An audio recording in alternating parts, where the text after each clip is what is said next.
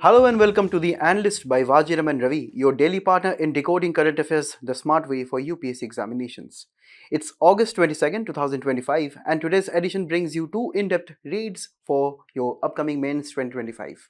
First, the Digi Kerala mission and the digital literacy imperatives of the country. We'll be looking into a case study in digital inclusion and governance reforms.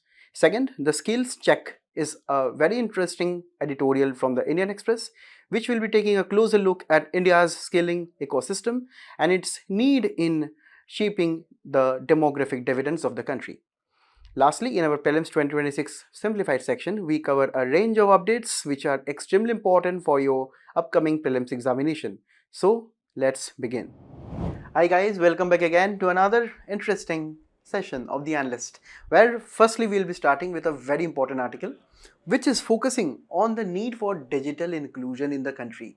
And when we talk about digital inclusion, it is actually a very important theme under inclusive growth as a part of your mains GS3. When we talk about inclusive growth, it is nothing but we have to take the different sections of the population together in our economic growth. You know, there are so many marginalized sections of the population which are left behind sometimes in the context of economic growth. And that is why this topic of inclusive growth is extremely important. And after this, we have the topic of digital inclusion. And here, the state of Kerala has again outsmarted all the other states when it comes to digital literacy. We already know about the progress of the Kerala state when it comes to literacy rates. Now here we are talking about digital literacy, and India is actually very proud to declare Kerala as India's first fully digitally literate state. When we talk about the rate and the percentage, we have around 99% of the Keralan residents who are digitally literate right now. We are going to look in this topic from the perspective of the examination. Also, from your GS2 topic, we have the various government schemes and politics where we have to also look into the various case studies such as this one, which is actually a state-focused initiative to promote digital inclusion in the country. Now, you can actually give these examples of such case studies in the introduction of your answer, either in the body of your answer. You can also draw a box in your answer to highlight the details here. Now, when we talk about this is actually the Digi Kerala mission, which is a digital literacy revolution in the state of Kerala. When we talk about how this was actually achieved, we have to understand firstly, what do you mean by digital literacy in the very first place? Now, this is nothing but how well you are using your smartphones, tablets, even the personal computers, desktops and laptops. Also, after this, you have to also know how to use the internet and the basic digital services. For example, logging in some website and maybe buying some items on the same. Next, you should also know how to use emails, also using social media platforms, also making online payments mainly via the UPI. Next, you also need to know what are the various government services online. For example, you can track your pensions, you can track the various, say, deposits at the government banks and so many other things, apart from also knowing the various basic protocols regarding OTPs. You know that right now we have so many cyber criminals who are just lurching behind you to hack your bank account using your OTPs. So, as a part of the digital literacy program that was propagated in Kerala, the OTP literacy was also focused on. And at the end of the day, avoiding misleading information and online fraud was also a part of this awareness program. Now, when we talk about this impact, how this overall program of Kerala government impacted the rest of the, residents in the state, the government went on to survey around 80 lakh households, where the people were around 1.5 crore. Now, as of now when I'm speaking, we have only 21.88 lakh digitally illiterate Keralan residents. That means the rest of the same, around 99% of the population have passed their training when it comes to digital literacy skills. And the most surprising thing is that even 105-year-old, 101-year-old citizens have also been trained under the same. That is, senior citizens also have, breached this parameter. And at the end of the day, we have also targeted gender, where we have included 13 lakh women, and they also have been, covered under this particular program. So that means that as of now, we have no limit on this digital literacy when it comes to age or when it comes to even transgender inclusion, all the social groups, everyone right now, around 99% of them are literate, right, when it comes to digital literacy. When we talk right now about the demographic breakdown of the trained citizens, we have the age bracket of 60 to 75 years. Also, beyond 90 plus years, we have women, we have men, we have other sections of the population such as transgenders, the migrant laborers, everyone is covered here, right? And generally they were given 15 practical tests in across 3 modules. For example, the same we have discussed so far: smartphone use, social media, online payments, even knowing what are the various government services you are having. Also, when we talk about who actually trained these individuals, they were, volunteers who were involved by the state government. There were various NGOs, there were various civil society organizations, even, Kerala's Kudumbashri, which is actually a very, very popular initiative of mass mobilization when it comes to very social sector incentives. It was also involved in the same. Right? Also, when we talk about the methods, generally at the Manrega work sites where generally the huge chunk of migrant population generally works there, right? The non-skilled people works there. Even when it comes to the self-help groups and the Kadambashi groups, door-to-door visits, also family-led training even done by the youth of the family. So all of these people were actually brought together to bring in this revolution. Also, when we talk about the training that was done by these people, but when we talk about the government side, when it comes to evaluating whether the training in the digital skills were done properly or not, these were also done by the volunteers, and also, there were various failures which were again retrained. And at the end of the day, government also conducted a third party audit, which was done by the state's own department pertaining to economics and statistics. Also, Kerala has a very, very innovative government program known as the KFON, which is actually a very, very important initiative to promote more and more usage of fiber optics, which is promoting internet in the state.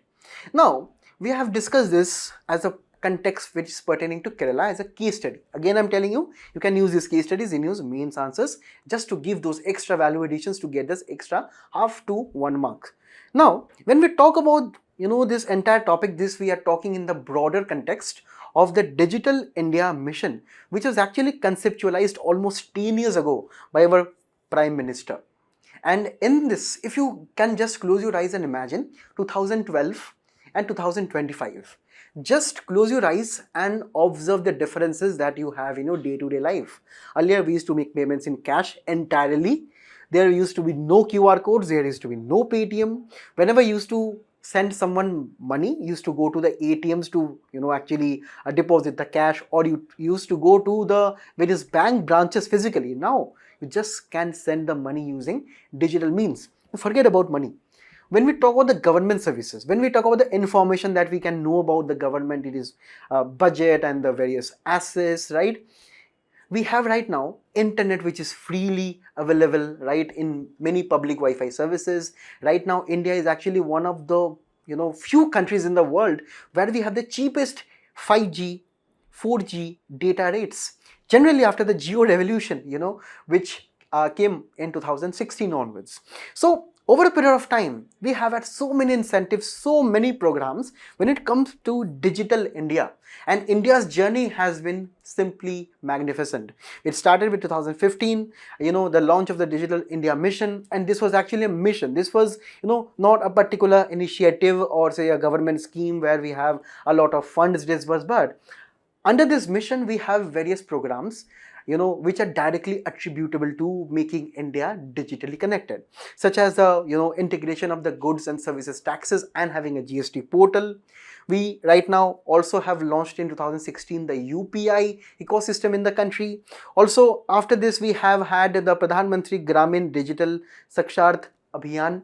Also, under the same, we have had to combat the COVID 19 issues related to vaccinations. We had the Arogya Setu app, which was also copied by several other countries, including some countries in Africa. If you know, you can mention them in the comments below. Also, in 2021, we have had the Umang International. 2022, we have had the National Language Translation Mission. Over a period of time, government has also included AI into digital mission and so on. So basically, there are 9 pillars of Digital India mission which you need to remember. Firstly, we are using broadband optics, right? We are using many optical fiber cables to spread internet all across the country. Here we have the BharatNet, which is actually a very important initiative to promote the same. Also, we are right now trying to give universal mobile access mainly by making the 4G and 5G connectivity extremely affordable to the people. Also, another pillar is having public internet access, mainly at the public places, including universities, government offices, etc. Also, the government of India via the MyGov app is trying to promote the various use of government services, be it the passport booking central or the ration card, which you can actually have it digitally, or the DigiLocker or various other access, right, which you can do it with reference to the e-governance aspects. Also, we are having e-Kranti, which is bringing a revolution in the entire digital sphere. Also, we are making the information available to all when it particularly comes to government services. Next, via the schemes such as PLI and various other manufacturing schemes such as Make in India, many of the countries are right now shifting their base to India, right? So that is where we are also trying to promote electronics manufacturing, because without electronics, we cannot imagine being digitally independent from the supply chain, which is mainly dominated by countries such as China, the United States, and mainly the Western countries. At the end of the day, we are also trying to promote more and more information technology jobs. You know that India is actually an economy which is heavily dependent on the service sector, and also we have a lot of skilled individuals within the same sector, and that is why we have to include the SIM under Digital India mission. And the last pillar is the early harvest program, where we are actually letting the universities, we are actually letting the various government services in a very short span of time, that is to be propagated to the people of the country. So these were the 9 pillars, and mainly when I can give you some of the examples which can fit under all of these pillars, right? I will not be elaborating too much because most of them you already know. For example, the Aadhaar ecosystem. You can link your Aadhaar card with your bank, with your various government services. Even some of the private services can be availed via this service, where we have the biometric unique ID, right? Now, this is not a compulsory norm for you to share your Aadhaar card details with any government agency, or also with reference to the various private agencies, except until unless it is extremely important for you to provide the government services by the government. But basically, we have seen how Aadhaar card has been made more accessible to the people of the country. Also, we have had discussed the BharatNet, which is about promoting the rural internet services via optical fiber cables. Also, we have had the startup mission, that is promoting more and more entrepreneurial mindset between the citizens of the country. Also, we have the ENAM, the Electronic National Agriculture Marketplace, which is linking all the markets of the country when it comes to agriculture, when it comes to mandis, on a digital platform. Next, we have the digital locker, perhaps one of the most important initiatives in a digital mission, which is actually trying to give you cloud storage for all your important government and also sometimes private documents that you need in your day-to-day lives. You cannot forget the contribution of Bhim UPI, right? We use it every day. For more government services, we are also trying to convert to electronic signature, the e-sign, for signing digital documents. Also, My Government platform is an extremely popular platform where we actually involve the citizens in the nation building process by giving various government services, information about them, and so many other features. Next, we also have integrated Digital India mission with the healthcare system and the ecosystem, right? When it comes to e-Sanjeevani portal, when it comes to Jan Arogya mission, when it comes to any other government initiative, all of them are right now linked digitally.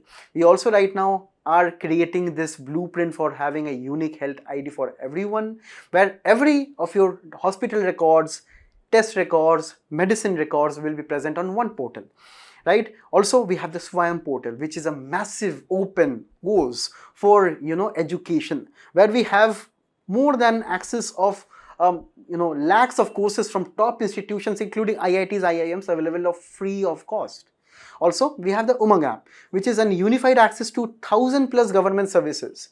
So this is a very, very helpful app. When you actually will be able to use this properly, you will know how helpful it can be for mainly the rural sections of the population, the poorer sections of the population. We also have the Smart Cities Mission, which is trying to have a sustainable approach towards technologically modern cities. And at the end of the day, we have the Digital India Act, right, which is actually the act which is trying to have a proper rehaul of the IT Act to thousands, and also we are trying to have an approach via the digital data protection. Correct. Now here we also need to be aware of the challenges that India is facing.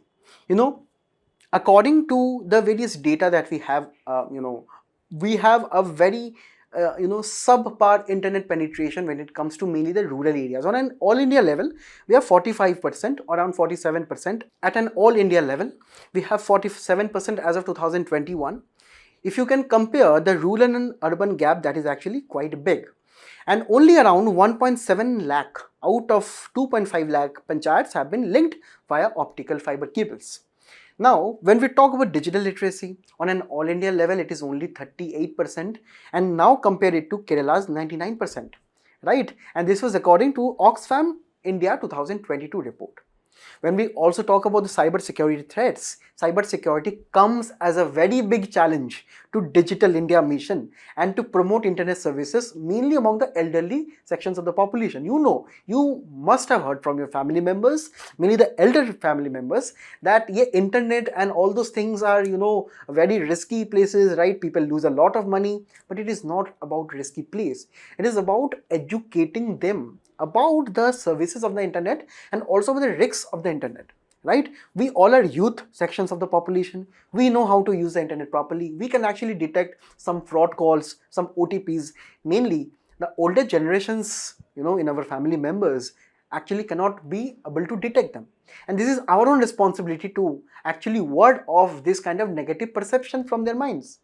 And despite that, we have seen how there have been increasing cybersecurity threat incidents in the country, and these things make them much more worrisome at the end of the day.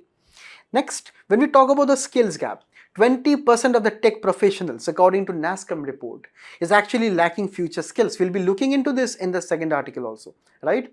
Now, when we talk about finally about the e-governance, mainly despite the recent push by the government to spread this e-governance services on the digital platform, we have had various implementation challenges also from the government side. So that is why we need to learn from Kerala right now. It is high time that a state like Kerala, who has achieved 99%, it is a very, very huge feat for the entire country. And also when you can look right now, correct, there is a perceptible gap even in the gender access to internet and digital services. So that is why the way forward must be full of targets right now. That is, we must be trying to divide the gap right now, and here we need more internet access. And one of the most important way in which we can make Wi-Fi more affordable is via the PM1E scheme, to actually make the internet service providers and give them subsidies to upgrade their Wi-Fi facilities, so that they can give much more affordable internet to the rest of the population. Also, we have to increase the rates of 5G or 5G technology rollout in the country by this year to the tune of 40%. We have to cover 40% of population by this year. Also, we have to complete the entire objectives of the BharatNet by this year. This will be bridging the gap when it comes to internet access. Next, we have to not only give them internet, we have to make them digitally literate. We have to make them how to use OTPs, emails, social media accounts, and all of those things. So that is why we can actually scale up various government programs such as the PMG Disha. Also, the digital literacy. Now it is high time to be integrated in the school curriculum. This is also a very important objective of the National Education Policy 2020. We have to also strengthen security on the other side by including this particular strategy, another national cyber security strategy. Also, the Data Protection Act of 2022 needs to be more strengthened for any kind of penalties with reference to data of the elderly citizens and the various vulnerable sections of the population, because it has been seen sometimes the private companies via their applications on Play Store, on iOS, they sometimes exploit the data and sell the data on the open platforms or even sometimes in the dark internet, right? So that is why we have to actually reduce this kind of misuse of data. So more stricter norms are needed for the companies, mainly with reference to storage of data within our country. Also, we need a 50% reduction in cyber security issues when it comes to 2026. Also, we have to skill for the future. We need to use more and more AI, IoT, cyber security if India is aspiring to be a developed country by 2047. So that is why we need to include them even, for example, in school curricula, in college, in universities, and so on. Because we need around 30 million professionals by 2026 to pioneer the AI revolution, the IoT revolution in the country. At the end of the day, we have to improve the e-governance, and this can be done only by following the footsteps of Kerala. Now here, we have seen how Digi Kerala is a very, very big kind of a success. Also, we have seen how the rural India right now, if you can look into this kind of data, is increasing when it comes to internet access. So this is a very good sign. Also, when you can look around in your village, you can see right now more use of UPI and various other government services. So people are actually getting to know. And that is why we need right now a unique digital identity when it comes to the Gram Panchayat level to actually promote more and more internet over a period of time, right? And also, if you can see the internet penetration here, we have Kerala at the first, obviously, then we have Goa, Maharashtra, Jharkhand, Uttar Pradesh and Bihar. So let us promote these facilities across the states. Right now, for your practice, actually, you can use these mains questions. You can let me know some of your viewpoints in the comments below. What we can do more, maybe some of the more initiatives that you want to let me know. In the introductions of your answer, you can actually use some international comparisons and data to write this. Now we can move on to the next article. We just discussed about digital literacy. Now digital literacy is very important for the country. What is more important is actually making the youth of our country skilled over a period of time. And here in this article, we are not talking about the entire skilling ecosystem as a whole. We are taking a subset within the skilling ecosystem. You know that in India, we have skilling ecosystem via the government of India, right? Within the same, we have so many government initiatives.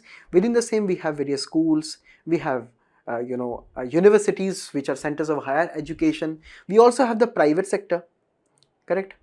So here we are right now focusing on one common thing, which is about implementing the vocational education capabilities of our country. The vocational education is extremely important according to this article and also according to various economic experts if India wants to reap its demographic dividend. Now, can anyone in the comments tell me what is the recent data that we have regarding demographic dividend and when do you think it will be peaking in the country? According to economic survey, it will be somewhere between 2040 to 2045. Now, when we talk about this entire context, India's vocational education and training has some challenges in the country, and that is why we need a roadmap.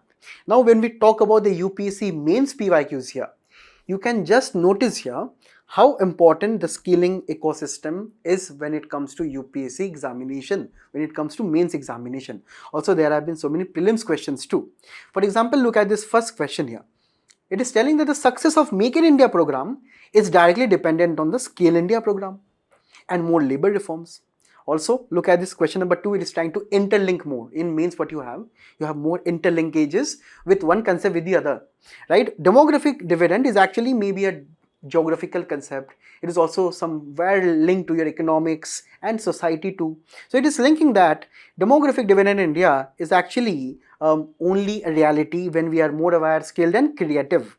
Correct? So here they are also asking what are the various steps taken by the government in this regard. Also, 2021 question is asking, earn while you learn scheme needs to be strengthened to make vocational education and skill training meaningful. So this is exactly we are trying to focus on. Now, in this topic, we have to first be aware of some of the important report. Here, this is the World Economic Forum report on the Future of Jobs report 2025. Here, if you can see, these are the top 5 jobs and the top 10 jobs and the top 20 jobs which will be there in the future also, despite the challenges posed by AI. And these are the jobs which are fastest declining. If you see, most of these jobs can be done by machines, can be done by someone else, which can be even more automated. So why we will be focusing on jobs right now when we are in 2025? Because by 2030 these jobs will be declining over a period of time. So we as a country must be making our youth more skilled in the jobs which have more promise, right? Tomorrow we do not want our youth to be unemployed. That is why the government today must be focusing on this, right? So according to this report, we have seen that there are drivers of change. That means in the job market, there are some new competitors apart from human beings. We have technology, we have digital access via AI, right?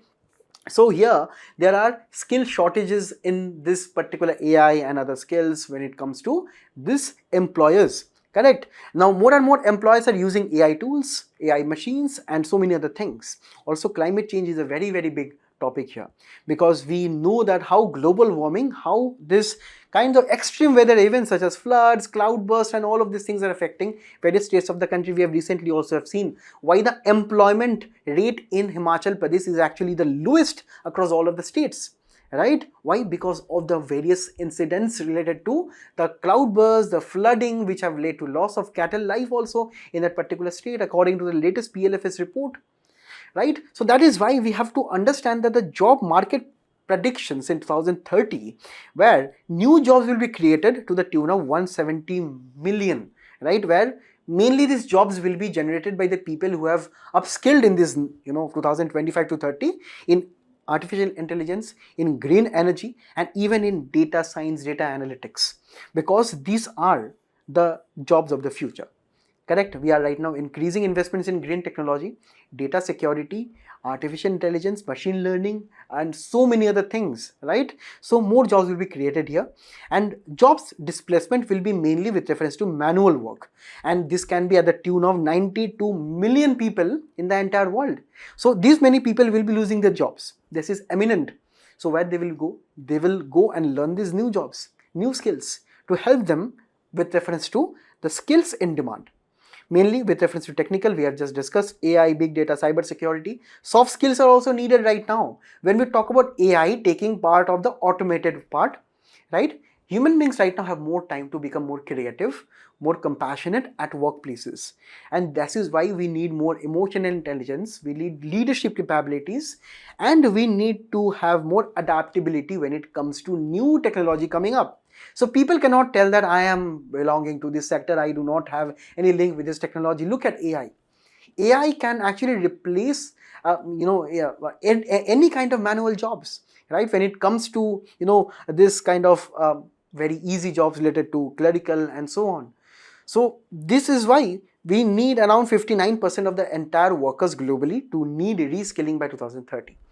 And when we talk about reskilling or skilling or upgrading the skills or making learn the students or the people in the country new skills, nothing can be better if we can start at the school level. This is where vocational education is coming to the very first place. When we talk about vocational education, I know most of you people may be knowing this, but for the beginners, let me just clarify. Vocational education is actually, when we talk about the case of Germany or Canada, right, or various other countries such as Singapore, what they do, from class 6 onwards till around class 10, class 12, they start teaching the students basics of electricity and the various electrical appliances. They start teaching plumbing, they start teaching cosmetics, they start teaching cooking and various culinary skills. Mainly we are talking about the practical skills that you need in your day-to-day lives.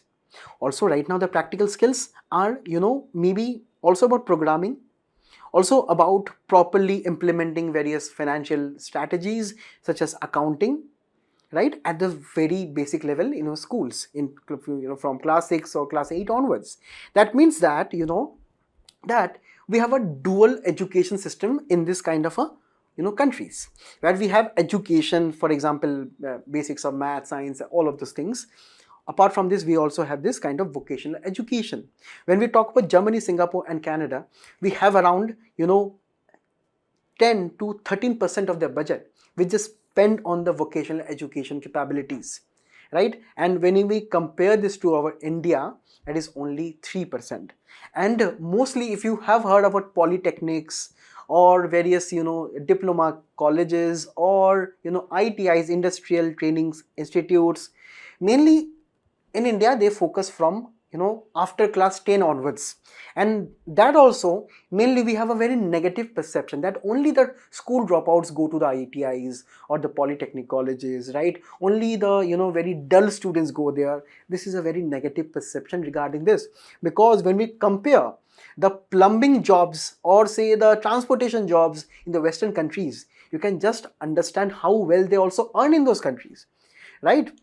So that is why we need to spend on this kind of education at our school level itself. Also, when we talk about the formal vocational education, it is only 4% in the country when it comes to covering the workforce. And imagine 60 to 80% in these countries. Also, when we talk about the industrial training institutes, we have a lot of ITIs in the country, 14,000 plus, right? In the other countries, they have dual system where they have schooling and vocational education at the same time, right? But in India, we do not have the same. Only after class 10 or after 12, people are interested with a negative perception towards the ITIs, right? Now, we also have a lot of seats apart from ITIs. 25 lakh seats we already have, but only around 48% of the seats are functional or occupied. Now compare it to 90%. And at the end of the day, the employment rate from the ITI graduates in India is 63%. That means out of every 100 people, getting skilled at the ITI, 63 people get jobs. At these countries, we have around 80 to 90%. So what you have right now in India is a paradox, which is very dangerous. That means that we have massive youth under unemployment, right? And this is coexisting with the skill gap too. In India, we do not have proper skills at the school level, right? Sometimes the students, even in the recent Acer study, it has been seen that while in India there are many students who can use mobile phones, smartphones, but we have also found how girl students in the schools cannot use mobile phones properly, right? So digital literacy lagging behind the schools, right? We are lagging behind in reference to the vocational education also. So that is why we need to know why this is underperforming. Firstly, we have a very late integration into the education system when it comes to vocational education. Only after class 10 or 12, we think that we need vocational education, right? We have just discussed this why. And people generally see this as a last resort. They think that if we do not need to continue our education to college, then only you can go to this kind of states. But no, these are actually very well employment generators. Also, we do not have any pathways toward the higher education. For example, if a student in India, after class 10, that student is pursuing 2 years of polytechnic, right? Or some years in ITI. Do you think that student can show this to any college or university in the country and show that I have completed my class 12 equivalent from those institutes? Now you give me entry into the bachelor's program or the master's program or BTech or MTech programs. They will say, no, you need a board certificate for that. You need to pass class 12 board. You show me the class 12 certificate. You show me your IIT score, right? So this is how our curriculum is extremely outdated. We are not changing. If you understand, this JEE, this board system has been continuing for how many times, right? How many years? So this is why we do not have any credit transfer system from this polytechnics or from the ITIs to the higher education systems. There can be various students who would want to seek higher education. They cannot. They also cannot progress with reference to their skills. The skills are sometimes not recognized. This is not followed in Singapore, where they have defined academic pathways via the polytechnics and the technical universities, right? So that is how we need to change this thing right now. At the end of the day, we have poor perception. In India, the curriculum is outdated. In Singapore, they are trying to bring in the industrial expert, the private sector, right? And they are regularly updating their curriculum every year, right? Also, when we talk about the instructors, In India, we have 33% vacancies. In Singapore, they have proper trained, and certified trainers. Correct. Also, when we talk about the feedback system, in India, that is completely absent. For example, if you are a student at any ITI and you are facing, various issues at this particular, say, ITI with reference to expert trainer, or some facilities are not available, you cannot do much. But in Singapore, you have proper employer trainee feedback, right? Employer will give you feedback, trainee will take the feedback and improve over a period of time. Also, with reference to upskilling, that is very rare. But when we talk about Singapore, they have a particular subsidy known as Skill Future Subsidy for upskilling particularly, right? Now, we also have the same under various other government programs, but when we talk about the vocational education training, we are lagging behind. MSMEs are also being left out when we talk about industrial linkages, right? MSMEs are actually very good places to start for such unskilled or non-skilled population with reference to serving as apprenticeship, right? Apprentices are actually helping hands for the master craftsman, right? For the master plumber, for the master electrician. So these are actually almost such as the interns. So we do not have those kind of internships or apprenticeships at the MSMEs, and this is why many youth are actually not be able to get jobs. And MSMEs cover a huge chunk of our exports, so we are not able to link this. Also, the MSMEs are not able to find the funds to pay for the apprenticeships, right? Also, we are lacking private engagements when it comes to vocational education at schools, at colleges. We need more participation. Also, we have very weaker state-specific sector skill councils. These are actually available in every states of the country, but they are not functioning properly, and they are not actually aligning them to the various industrial needs of the 21st century. So, apart from this, we have various government incentives. We have various government schemes to promote skilling in the countries. For example, the most popular schemes are actually the Pradhan Mantri Kaushal Vikas Yojana. This is giving a free skilling incentive. We have the Kaushal Vikas Yojana 4.0 going on right now. We are trying to skill more people. We are trying to give them proper certificates, free training, and at the end, we are also trying to give them placements.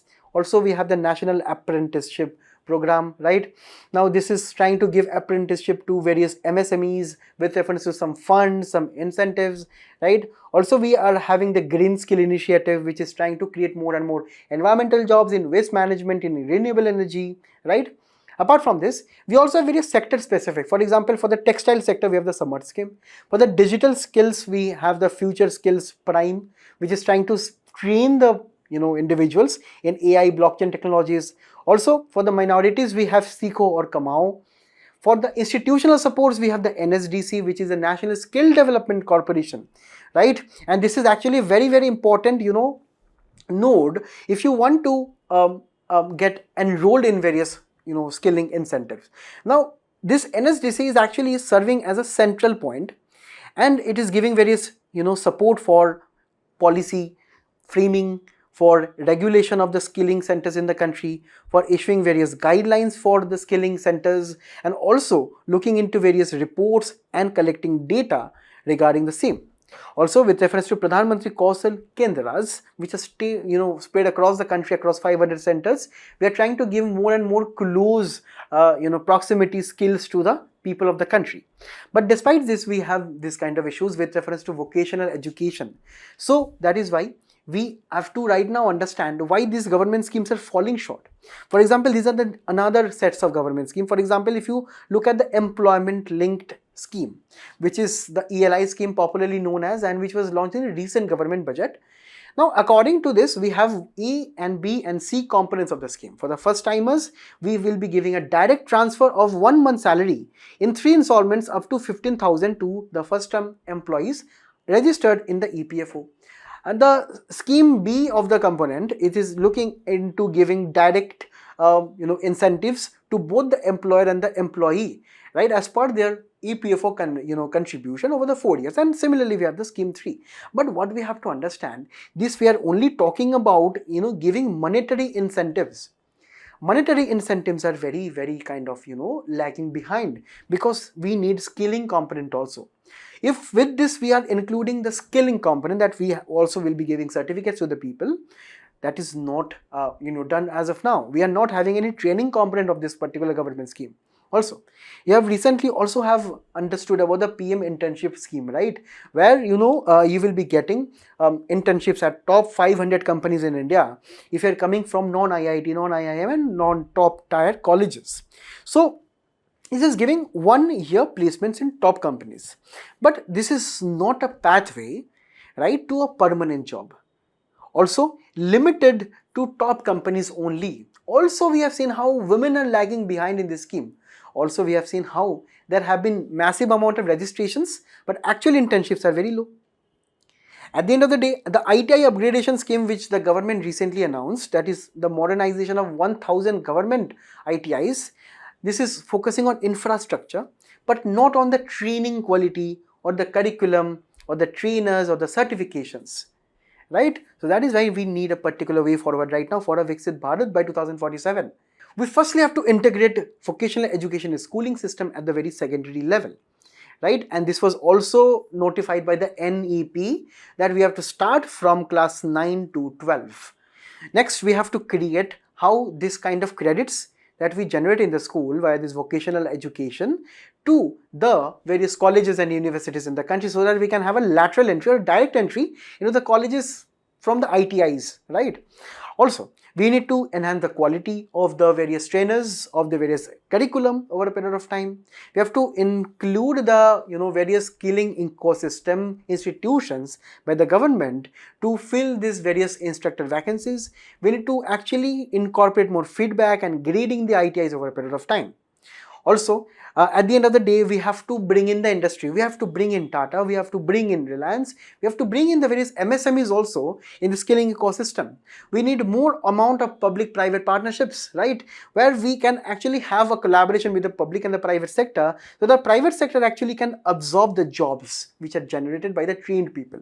Correct? Also, we know about the CSR fund, the corporate social responsibility funds, which are actually a percentage of the profits that companies have to denote for the various social welfare functions. So we can also have more and more companies, and we can actually talk to them as a government to help more and more CSR funds to be denoted for the skilling ecosystem. Also, we need to incentivize the MSMEs to engage with the ITIs, because they are actually having a lot of informal workforce in the country, which attributes to 92% of our population approximately. So we can actually have the potential of scaling them over a period of time. And at the end of the day, we have to increase the funding to around 10% or 15% of the budget to be spent on vocational education like the Western countries. Correct? And we also need to give financial autonomy so that the ITIs can make their own independent decisions. The private ITIs must be given more autonomy so that they can actually generate more revenues, they can expand, upgrade the curriculum, include more technologies, making our youth more skilled, so that we can actually receive our demographic dividend much more earlier, and so that we can avoid demographic disaster. With this, you practice this question. Now we'll be moving on to the simplified section. In the previous analyst, we have recently also covered the recent proposed reforms to the GST structure. We are now going to look into exactly what that particular structure is in this article, because from your GST perspective, government budgeting, especially with reference to GST, is extremely important. Now, 2017 PYQ is regarding the GST and its likely advantages. GST is not like your income tax. Mainly for the beginners, I'm clarifying. It is not your income tax, which is a direct tax. GST is an indirect tax. For example, when you buy any soap from the market, right, you have to pay an extra charge, right? If you can see that the MRP, for example, 20 rupees is inclusive of taxes, that is exactly the GST that you are actually paying, right?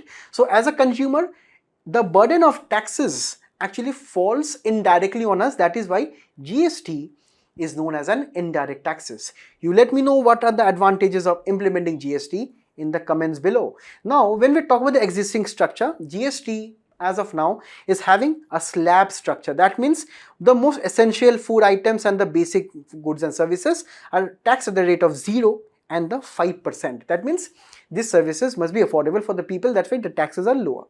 Also, we have 12%, 18%, 28%. slabs. Accordingly, if you go on to the higher slabs, you see more and more luxurious products. As you can also see, there are sin goods which are also involved, which are not particularly luxury goods, but these are the goods which are not also beneficial for our health. For example, cigarettes, right? Now, when we talk about another component, that is a cess. When GST was implemented in 2017, the state governments were very, very worried, because earlier we were following the service tax regime. And whenever we try to implement any major government program in the country, there will be disruptions. Specifically, when we are trying to implement GST for the first time, there shall be disruptions. And that is why the state governments feared that over a period of time, if we implement GST, we can lose a lot of revenue. So the central government told that, okay, let me compensate you. Let me compensate that on the 28% goods, we are levying some extra GST compensation cess up to a period of time, so that the states can actually have some money despite the implementation of the GST. But this created a lot of issues. Firstly, there are so many slabs, and if you can look at the international comparison in Singapore, in Malaysia, Thailand, Indonesia, Germany, Denmark, UK, France, we have kind of a uniform rate. One rate or two rates. We do not have so many slabs. So many slabs create confusions, overlapping with reference to some goods and services, tax at 5%, 12% is very difficult to categorize. Also, this kind of difficulty has been leading to so many burden, right, on the various MSMEs, on the small shopkeepers, to keep in compliant with the GST network, which is, every quarter you have to, as a business, file in your GST returns. And this is creating a new burden on those kind of, small businesses and so on. Well, initially this was a burden. Right now this has been kind of sorted out, but this kind of classification also creates a lot of burden, right? And this has led to various litigation at courts too, leading to further burdening of the courts. Also, the classification as to how a good will be classified. For example, if I am classified coconut water and coconut milk and coconut oil under all different GST slabs, you can understand what would be the confusion for a raw material supplier coconut, right? Also, with reference to various goods that we have seen over a period of time, we have an inverted duty. For example, if I have a final good which is taxed at 18%, but to make that final good, I have used an input which is taxed at 28%. So we have these kind of goods, right, in mainly the paper industries, where we have a lot of inputs taxed higher than at the final level. So these are the so many issues we are having with the current regime, with the existing GST structure. And that is why, as of now, we have also seen how the compensation cess will be concluding soon. And this is giving us some opportunity to also bring in some other reforms. So right now, what the government has decided is that we will be having 0% slab, which will be retained, right? Because these are essential services. The 5% slab is also retained. 99% of the items from the 12% slab has been included to the 5% one, where we have essential medicines, insurance, food items and so on, where right now what you can see, these items will be becoming cheaper. So happy, right? Also, 18% will be the standard slab right now. 18%, why? Because simply the government can earn more revenue, and these were the goods and services. For example, pertaining electronics, cement, maybe various other aspects, right? So this will be also be included. And also the biggest thing is that 90% of the things in 20% slabs also will be moved on to 18%. So mainly the luxurious goods will be right now cheaper over a period of time. Correct. Also, we have various other aspects also. For example, a less than 1% slab will be implemented, where this will be the concessional rate for precious stones, rare metals and so on. Also, there is a 40% taxes items, which is for the same rate for only 5-7 items. 5-7 items here. Now, here this particular slabs and structure has been decided by the government of India, correct? And here this also will be approved by the GST Council. Now GST Council, you must know as of now, right? This is the highest decision making body. Here we have the Union Finance Minister of the various states, correct? And the state finance ministers too. From the UTs also they send their representatives. What they do? They sit in, they actually decide upon the GST rates. They actually talk about what should be the exact percentages, But right now, what you have to understand is that many of the state governments are noticing some issues. Firstly, they're noticing that whether there will be any institutional mechanisms to compensate for the revenue loss, because again you're moving from one slab structure which has been followed for almost 8 years right now to a new slab which is a two slab structure. Again, this can create some issues. Again, the states can lose some revenues. So again, the states are asking for compensation. Also, they are asking that whether the benefits of the GST rate cuts will percolate to the ultimate beneficiary, the common person. Because still now we are not sure if, until unless we are implementing, how these 5% and 18% slabs will be helping the common people, that is us. Correct. Also, the states are of the view that the work done by the GOM group of ministers over the last few years will now essentially be vested, because they would simply be handling over the centre's proposal to the GST Council. So apart from the centre's proposal as of this, right, which our Prime Minister announced at the Independence Day speech. So this was, according to the states here, a centre's decision.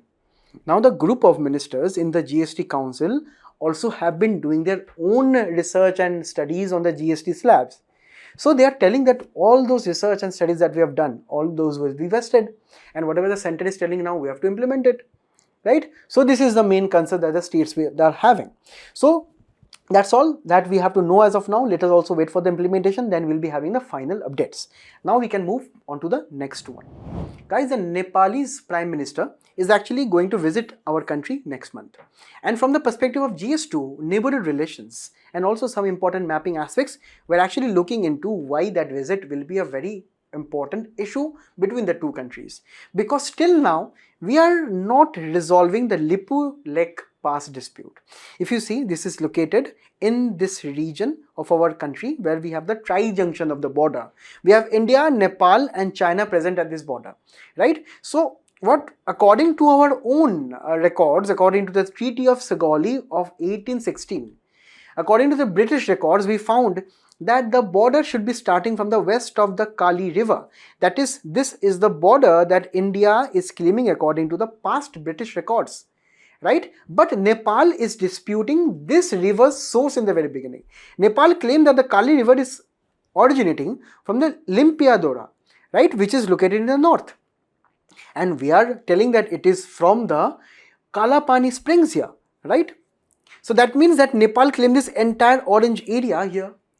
But they are not listening that we are actually having a proper Treaty of Sagali where we have proper British records and administrative revenue records, that this has always been a part of the Pittorgarh district of the state of Uttarakhand.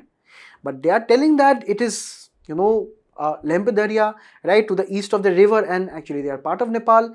Even what you do, that in 2020, Nepal's constitution was amended to include this region as a part of Nepal, because this issue is going back in 1954 when India and China started border trade via this region, when Nepal had no issue back then. In 1962, after the ITBP took control of this entire border region after the war of China, right, we started also to have control over this region. In 2015, the issue started when Nepal noticed that India and China is getting close, the border trade talks can open, and the trade with China and India can take place via this Lipulekh. Maybe Nepal can gain from this, right, economically, monetarily, and also territorially, right? So this is how Nepal started to assert its constitutional changes in 2020 and right now again in 2025, right? So this is how we have to also understand this is a very, very important route for Kailash Mansarovar Yatra, because here this will cut down a lot of trekking time. So that is how we have to understand why this is very strategically important for the country. This is actually a very high altitude vantage point where we can actually have observation post on China, correct? Also, this is very key for our border infrastructure. Next, when we talk about the recent roads that we are trying to construct there, we are trying to have 80-kilometer road to the Kailash Mansarovar, right, which we have to cut down the Chinese kind of dependency in this particular region, right? Now here what we have to understand that this is a religious significance for us, connectivity for us, and also we have to let the military of our country to easily reach that, those kind of regions. So that is why this is also very important. Apart from this, right now you see China and India are actually solving their issues.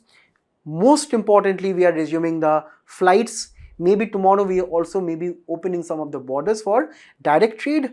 So this is how, apart from Shipkila, Nathula, right, where we have had earlier border posts with China, this can be a very, very important one. And also, we cannot forget the religious importance of the proximity of the Kailash Mansarovar, as you can see here. Correct? So this is why we have to right now also appreciate the China's role also. See, China has always been needling Nepal with reference to any issue against India. Correct? China sees this issue as a kind of a particular topic that Nepal can find against India.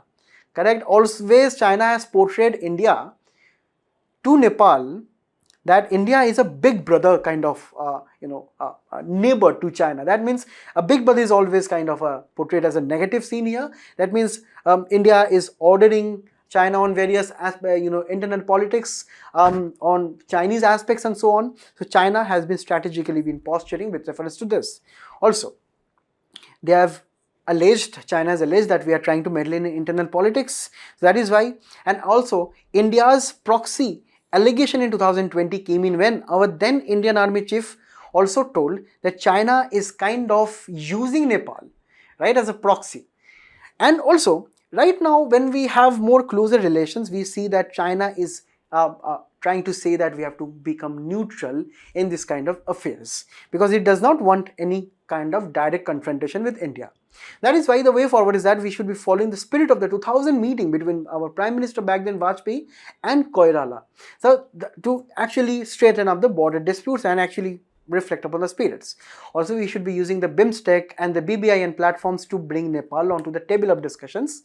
We need to have more developmental partnerships such as, having more hydropower plants, having more skilling programs for the diplomats and armed professionals, and various other developmental aspects such as hospitals, schooling, and etc. Also, we are trying to build more and more confidence building by inviting the Nepalese Prime Minister. So let us see what will be happening in the next month. Now we'll be moving on to the next topic. Guys, RBI recently released a paper on our monetary policy, whether we need to change the earlier monetary policy framework or not. So this is a very detailed article. Some of the portions are extremely difficult, so that I have actually ironed out what is actually to be needed for our examination.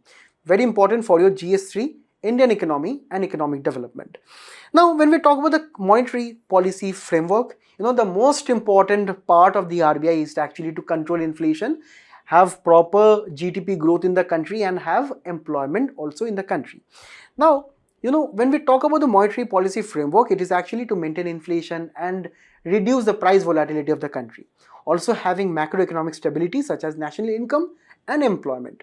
Also, this monetary policy, if it is implemented well by the RBI, it actually boosts implementation of the RBI policies and it boosts the credibility and image of RBI. Lastly, this also helps us take us proper policy decisions. Now, when we talk about the monetary policy, earlier it was dominated by CRR, SLR and various measures of money supply such as M3 and so on. We're not going to details in this particular aspect. Over a period of time, we have as a nation realized that we cannot take in the bank rates, CRR, SLR. We have to have a more close target, that is inflation targeting. From 2014, when Urjit Patel committee recommended this, we started to implement this in 2016 as a part of a monetary policy framework that we have had achieved with the formal agreement with Government India. We have to have an inflation rate of 4% in the country plus minus 2%. That is from 2% to 6% we should be having inflation in the country. Otherwise, you have to give in, you as an RBI have to give in written if you are not fulfilling this criteria for 2-3 economic quarters. Correct? Now, this was a target which was achieved with RBI and Government of India in consultation. Right? And this has to be reviewed for every 5 years. Now, this is exactly the thing that we have linked with the consumer price inflation. Now, it is right now 2025. So government of India and also RBI is right now thinking whether we should be changing this 4 plus minus 2 target or not. Now the RBI is telling that no, we should not be changing the target. Why? Because when it comes to inflation targeting, we have to be very strict as a nation. We cannot be shifting the goalposts. So when it comes to headline versus core inflation, RBI tells that we should be choosing headline inflation. To just give you some basics about headline inflation, when we talk about the CPI, the Consumer Price Index, which is an index to look into all of the commonly used goods and services in the country at the retail level. Now, if you know that on a daily basis we use food items, electronic items, education, transportation, etc. and so on, headline inflation is including all of those items. It is including the volatile items such as fuel, petrol, if you understand, Russia-Ukraine crisis, Hamas crisis. So, price of petrol will go up and go down like anything. It is very, very volatile. Food, why? Because agricultural crisis can increase the prices. There can be droughts which can increase the prices. Excess monsoon can increase the prices. So food and fuel are considered to be volatile substances which are not included in core inflation but is included in headline inflation. So the main pro of headline inflation is that it is reflecting your actual cost of living. It is not living in denial or ignorance that we are excluding the volatile substances. Why we need core inflation then? According to economic survey say that food and fuel, these are subjected to supply shocks. We do not have control over supply shocks. But RBI tells that in the previous RBI governor speech, he told that food prices could not be ignored by the monetary authorities. That means the supply shocks cannot be ignored by the monetary policy documents. And that is why, if you can see, food inflation has always been fluctuating over the core inflation, correct? So, but we have to actually reflect the cost of living, right? On the next target, on the next question, the RBI is asking that is 4% the optimal target? It's telling yes, that we should not be playing with our own image and credibility, that we have actually maintained inflation. If you can see, over a period of time, right, we have achieved the decline in inflation. Correct? So this band is correct. We should not be shifting our targets, right? Also, should be revising the 2 to 6% band. That RBI telling that this is also correct. We should not be doing anything here because this range is also correct. We do not need to shift our targets right now. Also, the target as a range instead of a point. That means we should be having 4% as a target or 2 to 6% target or both of them. So RBI is telling that we should be retaining the target of 4% because 2 to 6% is giving a lot of flexibility, right? Now, here, just notice that why RBI is against changing the target, because credibility is very important. When it comes to monetary policy, RBI is actually a very credible institution in the country. Also, based on the RBI's policies and decisions, foreign investments are also influenced in the country. There is a global uncertainty too. That is during various crises right now which is going on. RBI needs to maintain these inflation targets because we should not be decreasing the target, increasing the target. We do not know what is the economic situation tomorrow. Also, recently, Standard & Poor's have actually upgraded India's rating to BBB, correct? So this has also specifically praised India's inflation management. So why to change? At the end of the day, we also have the dangers of second round effects. This is the supply shocks. That's why RBI is asking the question, what happens if high food inflation persists, even if caused by supply shocks? Correct? So RBI is telling that it is spilling into the core inflation through higher wage demands, higher cost of business and inflation expectation. So if we lower the target right now, these are the other things which are also there. That means inflation will be, there apparently. So these are the things we have to keep in mind when it comes to RBI's actions with reference to targets. So this was just a suggestion that RBI gave. Now let us see what the central government will be deciding with the RBI in this respect. Now we'll be moving on to the next one. Guys, in this article we will see how recently the tiger reserves in the country are at a danger because the NTCA has been limiting some areas of the tiger reserve to pave ways for various developmental projects. We will be looking at it from the perspective of GST conservation, also environment impact assessment can be linked here. Now, when we talk about the very basics, we have to talk about the NTCA. NTCA was actually set up in 2005 on the recommendations of the Tiger Task Force. And all of the tigers reserves in the country are actually administered by the field directors mandated by the NTCA. So it is a very, very important agency also to implement Project Tiger, which is actually the most successful tiger conservation program in the entire world. NTCA is actually heading the same. And without its permission, without its recommendation, you cannot change the borders of any tiger reserve. Also here we have the National Board of Wildlife, without whose approval you cannot do the same. Correct? So this is how we have to also look into the NTCA members. We have the chairman under the minister who is belonging to the Ministry of Environment. Apart from that, we have various experts, 8 experts in tiger conservation, wildlife conservation and various sustainability. Also, we have 3 MPs here. The member secretary will be the Inspector General of Forest in charge of the Project Tiger. Now, in this article, we are talking about the tiger corridors. If you can look into the tiger reserves between Maharashtra and Madhya Pradesh, right, we have separated tiger reserves as you can see in yellow, and the red areas that we can see and the green areas we can see, these are actually the various transportation say routes that you can see are used by the tigers if they want to move from one reserve to another, because the tigers in the country are always on the move. So tiger corridors are actually wildlife pathways, correct, which the tigers use for their habitat movement, for actually mixing with other tiger population, mating with them, promoting their genes, right, also ensuring their long-term survival. Because if the tigers are only living in this region, right, it won't be able to survive for a long period of time, because it has to spread to other regions also, and other regions will be having their own offsprings and they will be able to spread their population. Correct. So that is why under the Wildlife Protection Act 1972, right, this kind of developmental projects such as resorts, some mining projects, some other projects, right, anthropological projects, right, which require land in or around the tiger reserves, right, require mandatory clearance from your National Board for Wildlife, from their standing committee. Correct? This is a mandatory recommendation. Now the issue is starting in 2025 June, when recently the Bombay High Court issued notice to the NTCA over the state of Maharashtra's corridor approval policy.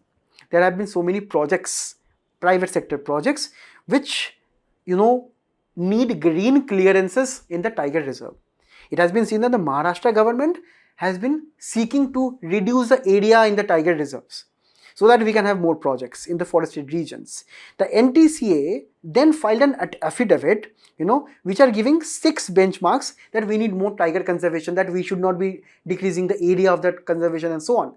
But it took a complete U-turn right now. In August 2025, in just a matter of 1-2 months, NTCA totally reversed its stance. How? Earlier it told that we need to look into protected areas with tigers, their area. 2014, least cost pathways, that is living around 32 corridors. We also should be looking into the corridors in tiger conservation plans, right, according to proper scientific methods. We also have the Wildlife Institute of India study of 2016 on the Eastern Vidarbha and the telemetry based study of the Vidarbha region in 2021. Also the All India Tiger Estimation data we have to understand, and we cannot reduce even 1 inch of area of the tiger reserves, right. So these are all the things that we have to keep in mind, that it told in July 2025 to the Bombay High Court. Now it has totally forgotten these 4, 5 and 6 points. Now NTC is telling that, okay, if I can only manage with 1 and 2, the tiger conservation can be done. But that is not enough, because projects like Western Coalfield and Layered Metals will be eating up into the forest areas. This area is rich in wildlife and will be losing many tigers. More, man-animal conflict will be taking place. Also, the scientific study done by the LRC Foundation tells that in India we need to have more and more tiger corridors, right? We need to have more tiger movements in around 10 states to have proper sustainable development of the tigers. That is why we have to understand right now what the court will be deciding in this particular manner. So now we'll be moving on to the last article of the day. The Central Consumer Protection Authority has slapped a 10 lakh penalty on Rapido for their misleading ads, and this is very important for GS2 statutory bodies. And here, when we talk about the Central Consumer Protection Act of 2019, right, this is actually the main act which is giving the statutory power to the CCPA, which is under the Ministry of Consumer Affairs and Food and Public Distribution, headquarters of the same at New Delhi. Now, it is very important for us to know these details for a prelims examination, that there is one chief commissioner and two commissioners, who is one related to the goods related issues and the other is related for the services complaints. Correct? Right now what has happened, that Rapido used to run a campaign that if you do not get an auto within 5 minutes, you will be getting 50 rupees as compensation. But there have been many people who have complained that despite the delays, they have not been compensated.